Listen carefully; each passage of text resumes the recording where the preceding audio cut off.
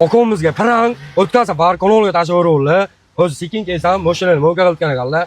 Prank jinnis bo'ladi. Videoni oxirigacha ko'ring. Mo'ka qilishsizmi? Ha. Tinchmisiz? Hozir tuzing. Ha, shunday aka, tinchim. Arashpam. Zo'r bo'lardi uni. Bo'ldi. Suv sepdingizmi? Ha, suv sepdi, bega sepish kerak. Bo'ldi.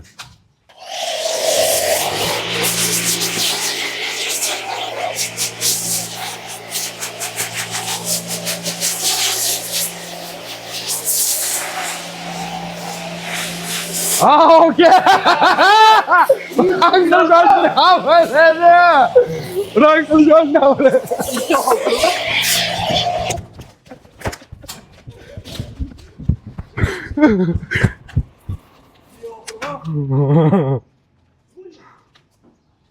Esnaf böyle.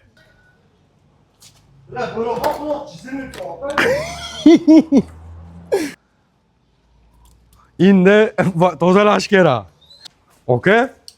Aşağı böyle bırak.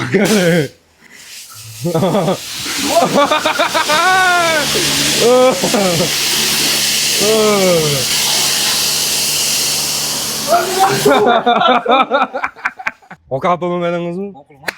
Mikrofonu ham qo'l qilgim keladi to'qsizga. 2-1. Suv bilan hazırlashsangiz, suv bilan hazırlash. Ben hapa bo'lish yo'q, ha? Hapa bo'lish yo'q. Ben 2-2 qilaman. Kutinglar videoga like bosib qo'ying.